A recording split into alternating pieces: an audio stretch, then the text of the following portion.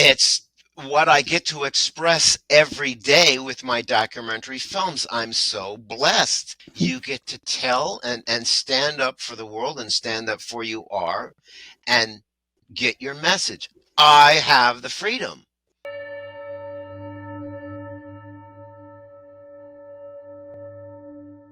Hello, James, and welcome to About Freedom Show. How are you today? I'm wonderful. Thank you so much for having me on your show. I'm so flattered that you're having me because I've seen a lot of your podcasts and you have some intriguing people on your show. And I can't believe you're putting me into that category. But I'm Well, I'm glad that you're giving me the opportunity to talk about my films. well, thank you, James, for being on my show because I've seen your documentary NDE Peace on Both Sides of the Gate, and it's an amazing documentary about these NDE people. If you can talk about this a little bit, how you got the idea and what interested you in the first place about NDE. Sure, sure. Peace on Both Sides of the Gate fell into my lap. Really, all four of my documentary films fell into my lap, but especially Peace on Both Sides of the Gate. I was kind of just messing around one night on YouTube, just scrolling through things. And there's one that said NDE, and I didn't even know what NDE stood for, which of course stands for near death experience. And I said, why not? I'll click on this. So I'm watching it, and I am just intrigued with it. I was like, oh my goodness, who is this lady? Her name is Anita Morjani, and she passed away, and she had stage 4 cancer, and now she doesn't have any cancer. And I said, goodness gracious, this is an incredible film. Now, you know what YouTube does, don't you? YouTube video, when you watch a video, when it ends, it gives you more videos to watch about the same subject.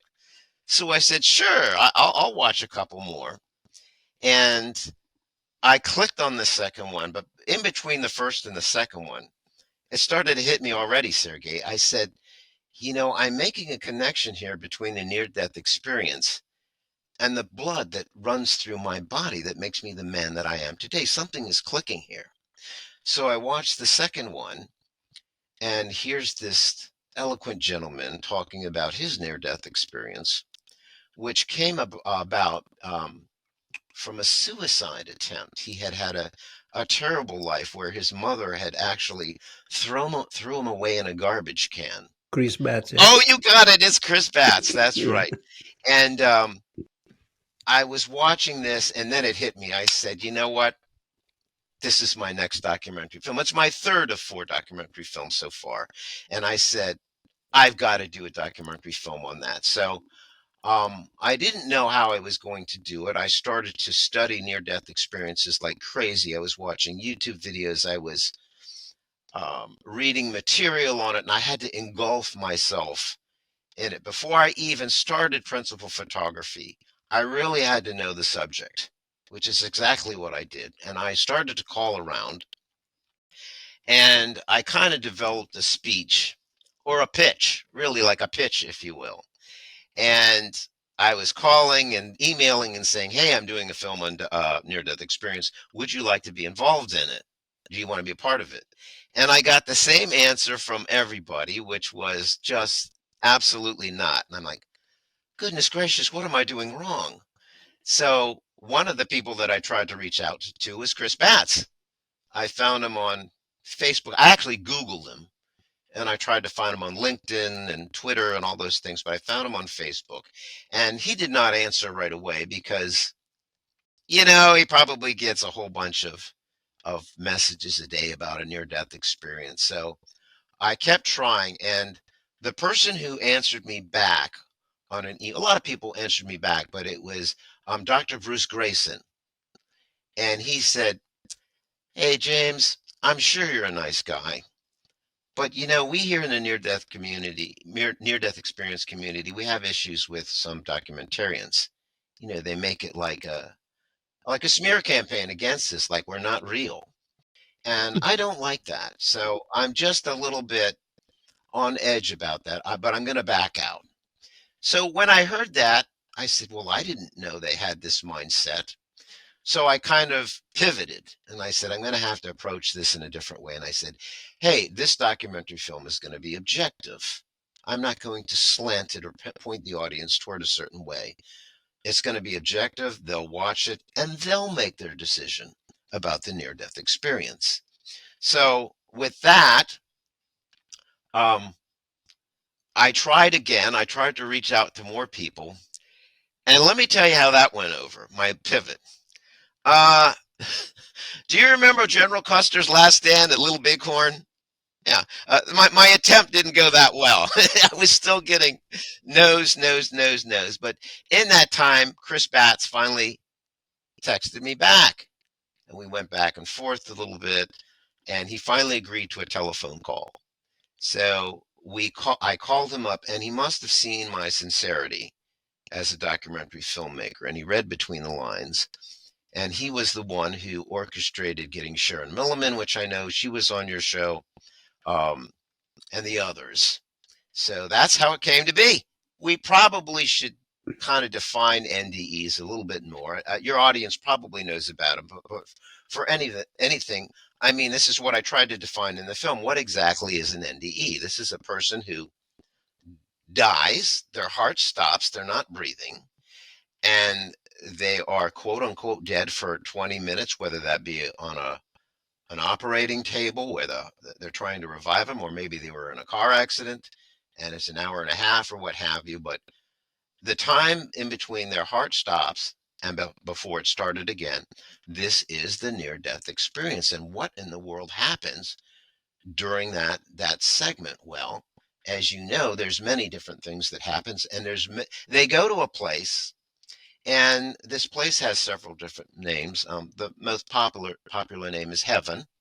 A lot of NDEers call it a second world, or a utopia, or The other side. just a kingdom, or something. Yeah, the other Yeah. side, right?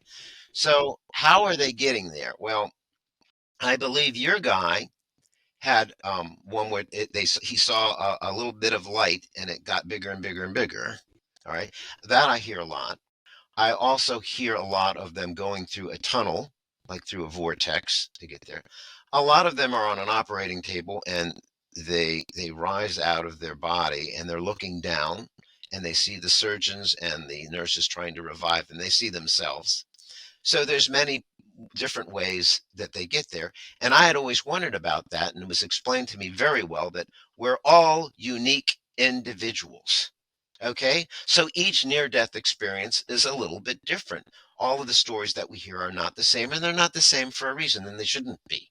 Okay, but when they reach this heaven, as we call it, goodness gracious, there's a whole bunch of things that happen, and people have tried to explain it. Now, I have 5 NDEers in my story, in my film.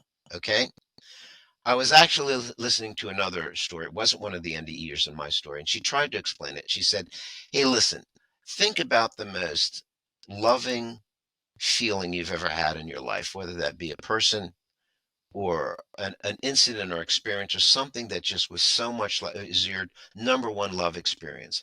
Multiply that by 10,000, and you might be in the neighborhood of what this heaven feels like. And what amazed me is they all say that, and none of them, I don't think I've had one NDE said, uh, they wanted to come back. They wanted to stay there, okay, because it was so wonderful. But they had to come back. Some of them were given the opportunity to come back. Some of them were told to go back. But for the ones when they come back, and of course the ones we know, 100% of them came back. Um, they said that they felt a responsibility. They had a responsibility to come back and give that message. Okay. It was an incredible sacrifice they made. Incredible sacrifice they made. Now, what was that message that they brought back? You know what it is, Sergey. I know it. You know it. It's the central message of love. All right. Love is the cornerstone of humanity. That's why we're here. Okay. Now, they all may have got there in a different way. They all may have had different experiences, but every one of them comes back with the exact same message, that message of love. And that's really why I made the film, to spread this message of love. They can talk to people all that they want and say, hey, here's what I experienced. But if you and I make a documentary film about it, we can reach a wider audience. Yeah, because right now you're talking to one person. Let's say I'm not on a microphone, I'm not doing a podcast. You're telling the story to one person. But I just look at your film; it's like 47,000 people already watched it, even more. So that's a big difference, right? You're spreading the information a big time. And I'm doing that with my podcast, which is small, but eventually people will watch all these Oh, podcasts. yes. And Oh, absolutely. And it's actually on three different platforms, Sergey. It's on YouTube, where you can measure the views, but it was also on two other platforms, and I can't measure those, so it's been more. So when I was making it, okay, the central message is love, right? So when I was doing principal photography on Peace on Both Sides of the Gate, which required me to fly and drive around all over the United States, because none of the five NDEers lived in Maryland, which is where I lived. They lived in Maine, New Jersey, West Virginia, California, and I'm all over the place. Okay. In that time, I'm actually in a deep state of depression. I'm really in a depressive moment in my life. And that's actually kind of represented in the film that was next. But as far as Peace on Both Sides of the Gate, I was depressed making it. But you got to remember, I'm about to meet five people back to back to back to back to back, overflowing with this message of love. And I kind of looked up at the sky and I said, did you put this documentary film into my lap at this particular time in my life? I mean, I was trying to rationalize it and I said, oh, for crying out loud, I'll just make the gosh darn film. But it certainly seemed timely.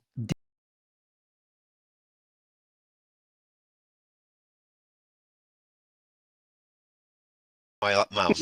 Okay, I I was think just that was, about to explain that. that was probably the purpose for you to. God said, okay, you know what? You have a choice here. You're going to get out into depression. You're going to go in the darkness, or you can go to light. He has a job for you. Oh, you just explained it a lot better than I did, but because that's a better definition. Yeah, it hit me. Well, it kept hitting me as I met each as I met each NDEer. But there was one incident that happened in Maine.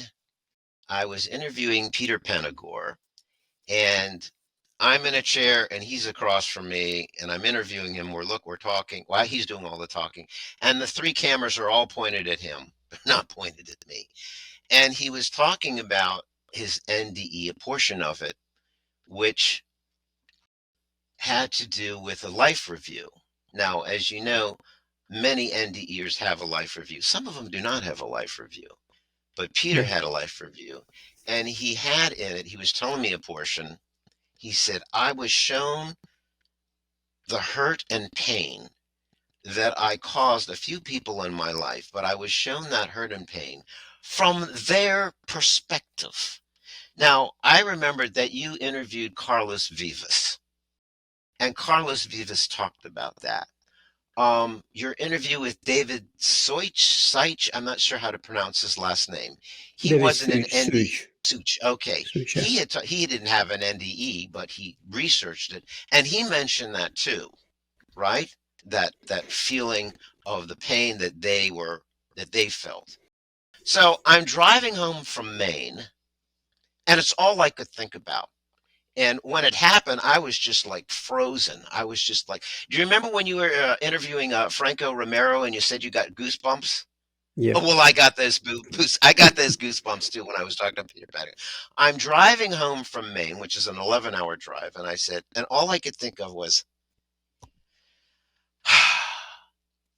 if I have five NDEers telling me that there's a message of love, and that's the purpose of the film, why didn't I take the advice and why don't I be? I mean, I'm the producer of the film, but I'm also a member of the audience. I'm watching this film. Why don't I heed their advice and start aiming my life more toward love? I always thought that I had, but when I did, I said, I'm going to have to do take Peter Panagore's message and really accent. I said, you know what? I'm going to have to find the people that I hurt in my life. And I came up with three of them. I had hurt three people pretty bad in my life. All right. And I said, I'm going to have to find them. God knows how I'm going to find them, but I did find them. And I needed to apologize to them. I need to make amends.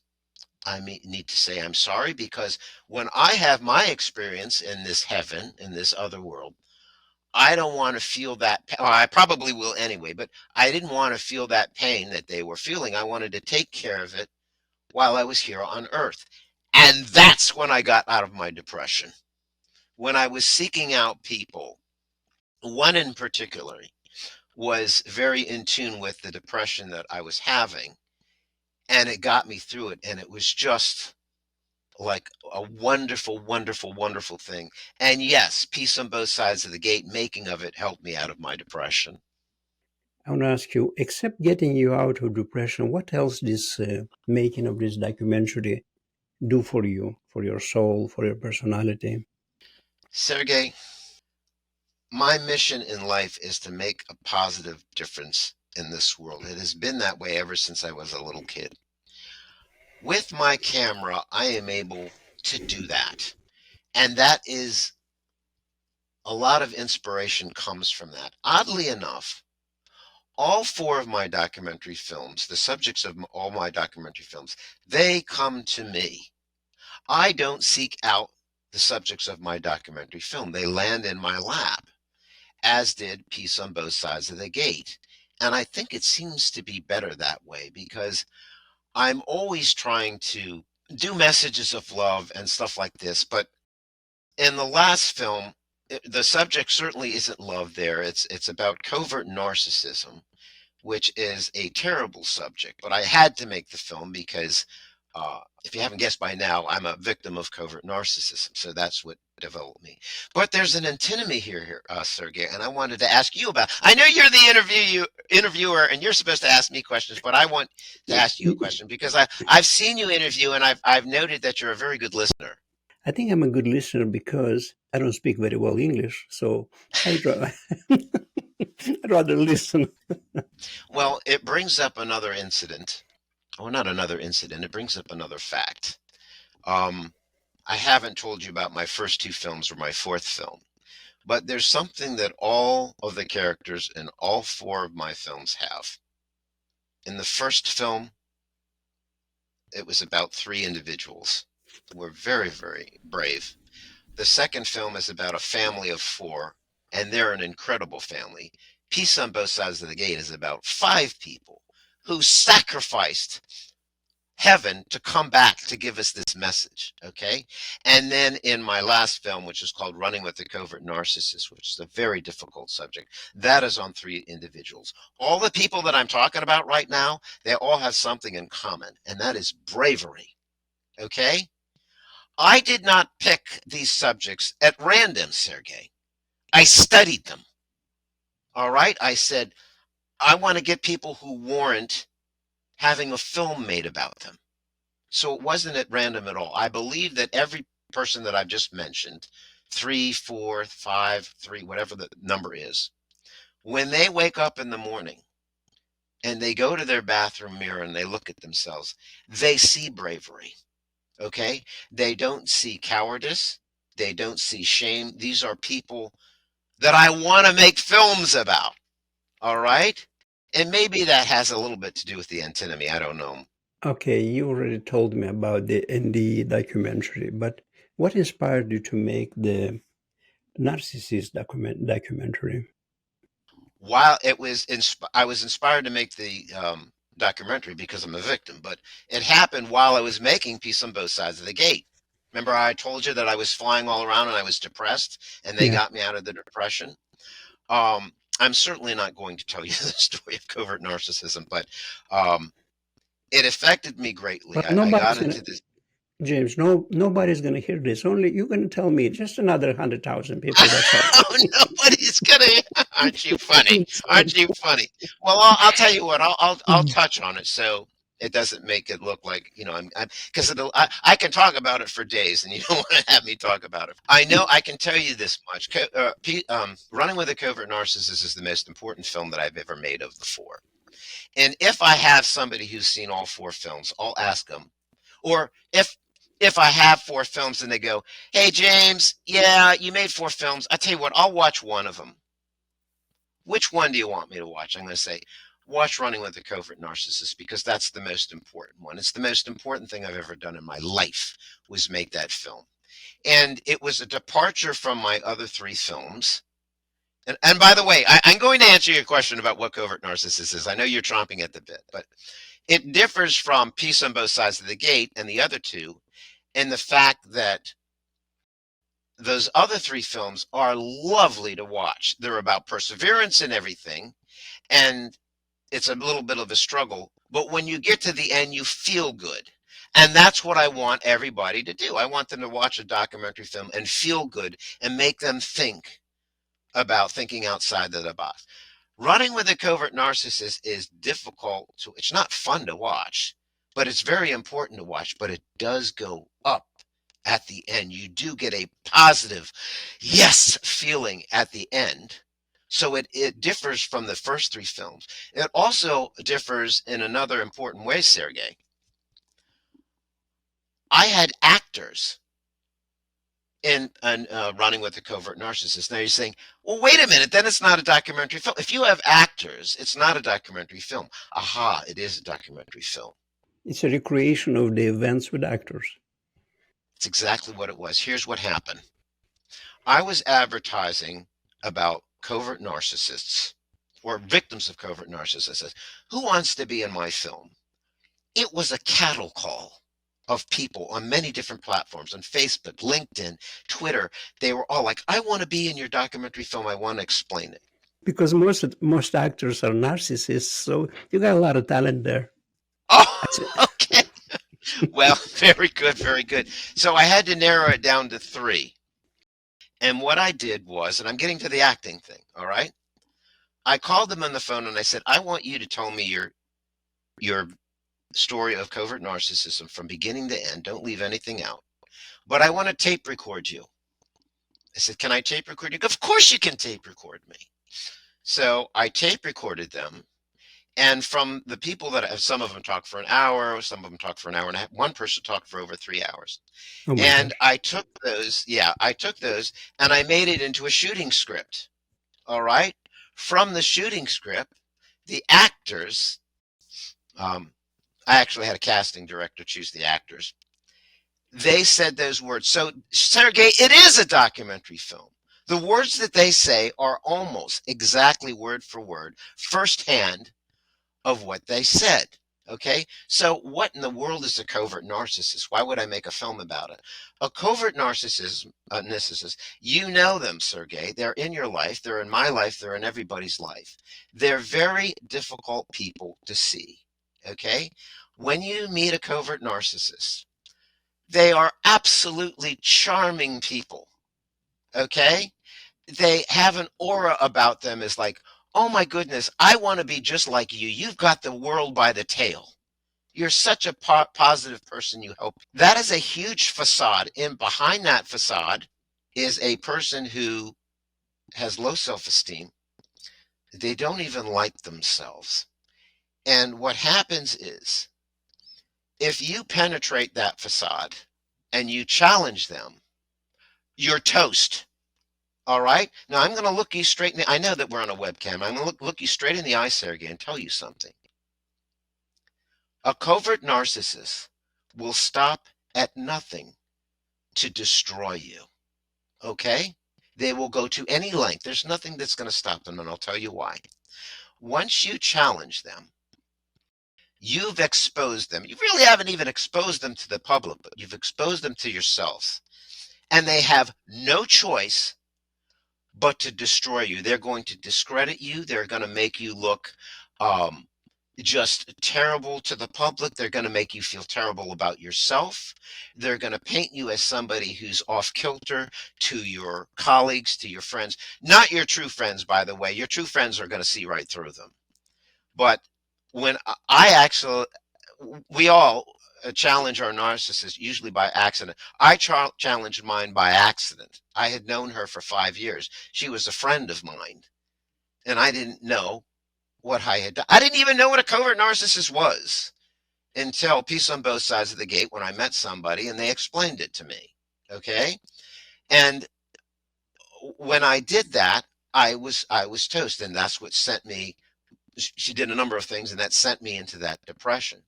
But there's some interesting things about a covert narcissist. They always paint themselves as if they're the victim. and they don't like a few things. They don't like the word truth, Sergey. Sounds exactly like my ex-wife. No. It does. Oh, so you know that they don't like truth. Okay, they replace truth with gaslighting.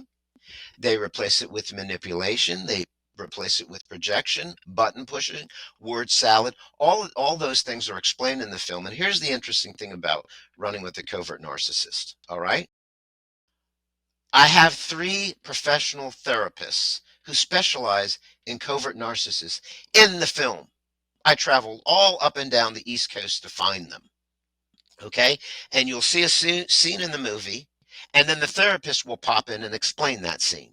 Then you'll see another scene in the movie, and another therapist will explain it. So it brings them through the film.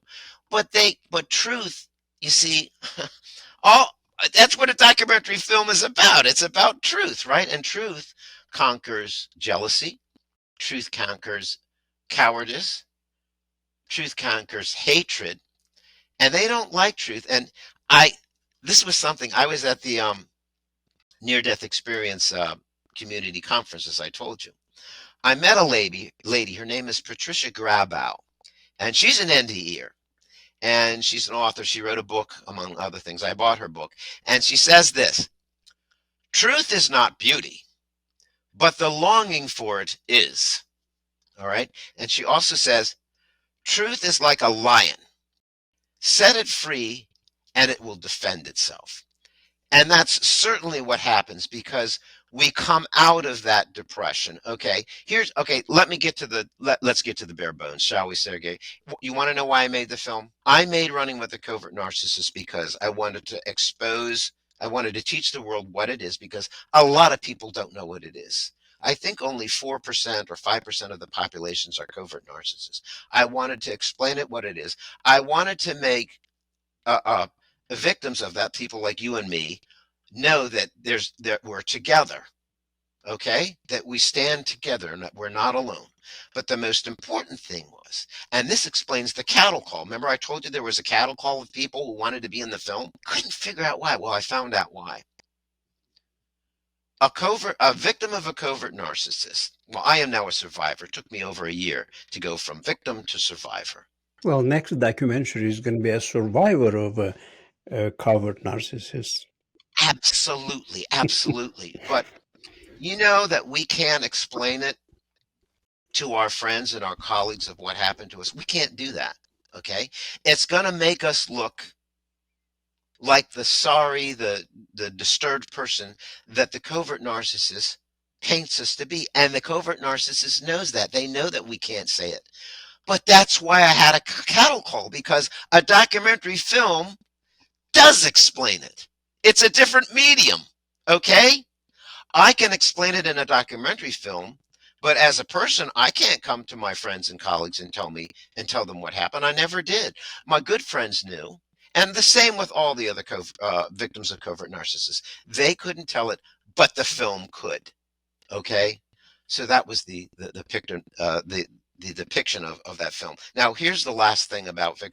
Believe me, I could go on for forever, but the last thing that I want to say, and I want to end it on a positive note. There's something that covert narcissists loathe. There's something that they hate. When people like you and me come out of it and we stand up and we're okay, they hate that. They hate that we're okay, because it's almost like a boxing match. They won round one, they won round two, they won round three, and there we are on the canvas and we're bloodied. But we kept getting back up. And at the end of the 18th round, the boxing match is over, and the ref raises our hand and says we won. They hate that. All right. And I wish I had bought that out in the documentary film, but I didn't. Well, let me ask you something about the production logistics. Now, I understand that you finance these films all by yourself, right? Your film, NDE film, it's on YouTube, on Vimeo, somewhere else. People watch it.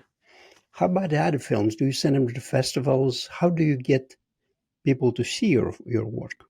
The first two I showed in the AFI theaters in Silver Spring, Maryland. and they spread the word. And those two films are absolutely lovely. And I spread the word that way, but they're also on YouTube. They're on a couple of different other platforms. Um, I know that Running with the Covert Narcissist is up to 9,000 views, and it's growing exponentially. And Sergey, I guess that's the answer to your question. It grows. I mean, when it started off, it didn't get that many hits, and now all of a sudden it's growing like leaps and bounds. I hired a professional social media expert who puts it out, and I don't know anything about that. I'm an artiste, all right. I just don't like the technical stuff. I mean, I'm just a sensitive guy. I'm not into that stuff. My hobbies are cats, poetry, and step aerobics. So if you're trying to interview an alpha male guy, I'm not it. So I have people do stuff for me. So they did the hard work for me, and I've had one of them did very, very well promoting the films, and the one who promoted Peace on Both Sides of the Gate did a wonderful job because that has X amount of views, well over 550,000, well over 50,000 views, maybe 100,000. I don't know. Yeah, yeah. Because only on one channel it's 46 or 47, but you have it in different places, so it should. I do. It's a really Yeah. great documentary. I watched it and I loved it. Thanks. Yeah. Let me ask you this about your documentary films. They were expensive to produce? Because the photography is great. It's so professionally done. At least what I've seen Thank you. in the indie film. Really great.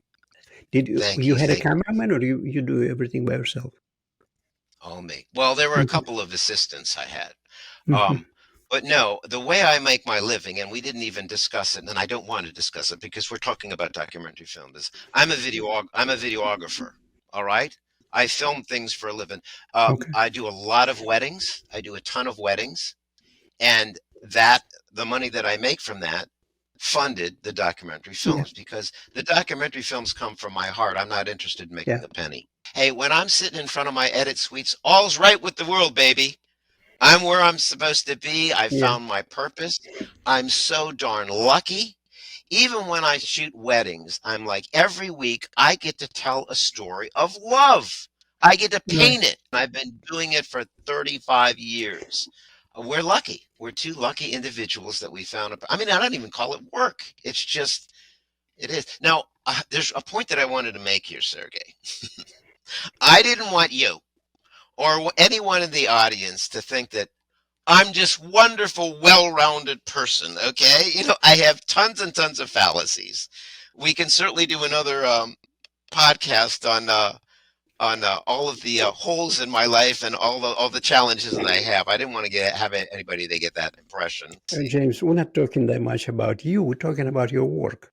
We're touching on the yes, films. So, whoever you are, that's different. What you produce, that's what are we interested in right now in your product. very good, very good, very good. You know, some of the I was talking to Chris Batts about this. We were having dinner together, and we were talking about films, and he goes, I really like those films where at the end the protagonist wins, the issue is solved, and the antagonist loses and they wind up in jail or, they're embarrassed or whatever. And he said, all those films were fine. Okay, it's like a light switch comes on and yay, everybody's happy. He said, James, life isn't like that. He says it's not like a light switch. It's almost like a dimmer switch because he said the way his life is going, he tries a little bit harder to be better at his job. He tries each day to be a little bit better at understanding the people around him. Each day he tries a little bit harder to understand himself. So he's turning that light switch, that dimmer switch, on to the right a little bit more each day. And eventually the room gets illuminated. But it's not like a light switch. And for me, I'm the same way. I'm delighted with my documentary films, but I am in no way a success. And who was it? I think it was David Seitz who said, "Oh, when is the day going to come where I know everything? I'm going to reach a certain age and everything's going to." He never reaches it, and I don't think I'll reach it. And gosh, I'm just wondering where my next assignment is going to come from, because I don't think I've reached my full potential. I I'm concerned about that every day. I'm like, I'm sitting here and my talent is wasted. It's dormant. It's just sitting there not being used. I mean, I go on and on about how I go the extra miles. Well, I think that I can go the extra 10 miles. And why am I not doing it? That's what frustrates me. You said you have 50 weddings a year. So you have them Hmm. scheduled in advance? How far in advance people book you? Some of them book me a year in advance. Some of them book me right around the corner. And I've just been dealing with that as they come. Yeah, also probably is a word of mouth, but a lot of people know you to recommend. Yes, I'm one of the premier wedding videographers in the Washington, D.C. tri-state area. So it comes to me. I have no issues with that, and certainly pays for the documentary films. Another two documentaries, if you'd like to talk a little bit about those two. I would love to talk about them. Okay. The first one was called Three Cameos. And Three Cameos is about three different individuals who come from three totally different walks of life. And they all have three different goals in life. And they seem to be unobtainable by the public. But to them, it's obtainable and they're going to achieve them. Okay. And I that's where I cut my teeth on documentary films because Sergey, you're trying to get from point A to point B. All right? And it doesn't always go that way. It goes in a very strange route. And I wasn't prepared for that. And that's where I cut my teeth on. And I really should call the film Seven Cameos because it took seven people to get to the final three. Now, I call them cameos in the film. And if you want to find out why, just watch the film. But I can remember my first three people, my first three cameos. The first one was a really nice gentleman, and we started to do principal photography, and he dropped out of the film. Now I know that he dropped out of the film because he stopped returning my phone calls. I was like, "Hey, we're on for Friday. Return my message." He didn't return the messages, and I go, "This is his way of telling me that he doesn't want to be in the film," which is probably for the best because it probably wouldn't have materialized into something tangible. The second cameo, the second cameo, I actually terminated that one. It was a story that was going from point A, and she just went all the way over here, and it wasn't going to come to fruition. And I canceled that one, and I felt bad about that, but I did something for her. I made a own little mini film for her, so she would be happy. The third cameo, Sergey, there's something that affects everybody in this life, and that is cancer. And I wanted one of the mountains to be the climb to have cancer as one of the obstacles to jump over. And this lovely lady, she had stage 4 cancer. And we all know people who have cancer, whether that be friends, relatives, whatever. And very early on in the principal photography, she passed away. And I was very distraught about that. I forget about the documentary film. I felt terrible because the family took it really, really hard. And once I compartmentalized that, and went back to my film. I remember I was sitting at the kitchen table and going, I have hours and hours of footage of these three people, and I can't use a frame of it for the film because they're out. So it took me to get to the final three, and I won't tell you which one of the three makes their goal, which one of them doesn't. And I'm smug about it. Because I want you, that's my way of getting you to watch the film. But it turned out lovely. Okay, so that was three cameos. The second film was called this the second film was called The Smith Perspective. The Smith Perspective fell into my lap, and I'll try and make this kind of mini because I know we're running out of time. Um, this is a story about a lovely family, a mother, a father, and two sons. An incredible story. This one fell into my lap because I was actually having a meeting with the father, with the husband. We were having a business meeting. It was at a coffee shop, and we're sitting back from each other. We're talking about work and everything, but you talk about personal stuff too in these meetings. And he told me about his family, and I looked across the table at him. I kind of turned my head and folded my arms and said, "Hey, Joe, I want to do a documentary film about you and your family." He says, "You're kidding." And I said, "No, it warrants it. Your story needs to be told. I want to tell it." And let me tell you something, Sergey, when I get something in my mind that I want to do, if it comes from my heart and it's an assignment that needs to be done, I don't care how hard it is. I don't care how much it costs. I don't care how long it takes to make. I'm going to get it done. All right. And the challenge there was I had to get Joe Smith to convince his rest of the family to be in the film. And they did. And the film centers around the mother. She is the matriarch of the family. So the father and the two sons rally around her because she is a quadriplegic. And she has trouble with her vocals. It's very hard to understand her. So in that film, you learn all about family values. You learn about love. You learn about courage.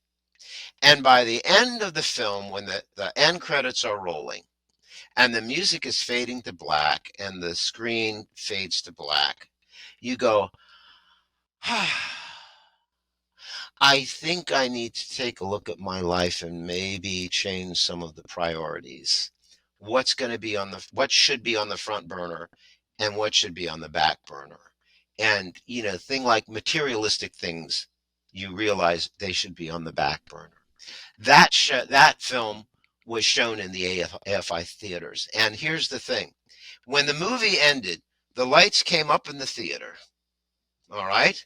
And there's the audience sitting in their chairs. And I had the four Smiths sitting on stage, and we had a wonderful Q&A about it. Okay? And it was just such a marvelous film. Now, I didn't really talk. I talked to a group in Peace on Both Sides of the Gate. You told me you saw that. Okay? I also talked for um, running with the Covert Narcissist. I talked to a group of people about Covert Narcissists, and I was ranting and raving and getting all out of control. But for the Smith perspective, I let the Smiths take front and center. So those are my other two films. Okay, so now, how long it takes you from start to finish? Let's say from the screenplay to the end of editing, end of post-production. Usually, how long it takes you for your documentary? 4 different films, 4 different stories. Um, 3 Cameos, my first film took the longest. That took 2 years to make because they kept dropping out of the film. The Smith perspective and running with the Covert Narcissist, not that long because, Sergey, I'm the most efficient little son of a gun you're ever going to meet. I am very, very organized, and I get things done very, very quickly. I think just a couple of months for that. Peace on Both Sides of the Gate, maybe a little longer, maybe 3 months, because I was all over the country. Okay, which one of these 3 or 4 films it cost you the biggest budget? I understand you finance everything yourself. Which one was the most expensive to produce? Absolutely, absolutely running with the Covert Narcissist. I had to pay all those actors, pay a casting director, and the advertising for that film was really expensive. But I didn't care. I had to make that film. I think the most favorite one, if I have somebody who's seen all 4 films, I go, hey, which is your favorite film that I did? And all 4 of them get votes, but most of them pick the Smith perspective as their favorite. Go to my website. There's a little tab that says Documentaries, Okay. and you can see all 4 films. You got me very intrigued with this. I got to go and watch it. Yeah. Maybe we can do a joint one together when you come back to the States. Maybe, we'll see. We have to find a subject, so we can be, both of us would be interested in the subject. And Well, I was amazed the way you did that black and white segment for the cake. I mean, it looked like it was 1950. I mean, I don't know how you did that. Very retro. Yeah, that was my that was my life in the 70s. I think you hit the nail on the head because I would have never made Running with a Covert Narcissist if it didn't happen to me. And I get people calling me, texting me, emailing me all about from my website. I have a website specifically where you can get help, and they tell me straight. It has me in tears about, James, I'm so glad that you made the film, and I can't believe that you've expressed my feelings to the public for me, and it's a wonderful feeling. Okay, James, do you want to tell people how they can find you? I mean, name of your website. I'm going to put that in the description, of course, but because we're going to have an audio podcast as well, so I'd like you to. Very simple. www.jamesbonatovideo.com. Okay. And there, I mean, it starts out with weddings, but you can click on the little tabs there and it says documentaries. And there you can go to 4 different pages about my documentary films. You can watch all of 4. And you can also watch trailers. Now, what do you think about freedom? Because it's the name of my show, so. Oh my gosh. It's what I get to express every day with my documentary films. I'm so blessed. You get to tell and stand up for the world and stand up for you are and get your message. I have the freedom. And so I make darn well sure that I don't take it for granted. That's a great So message. Yeah, you have to be grateful for everything because gratitude is amazing. It's amazing. It's like a medicine for the soul. Thank you for watching About Freedom Show. I really appreciate you. Click on one of the videos below and don't forget to subscribe.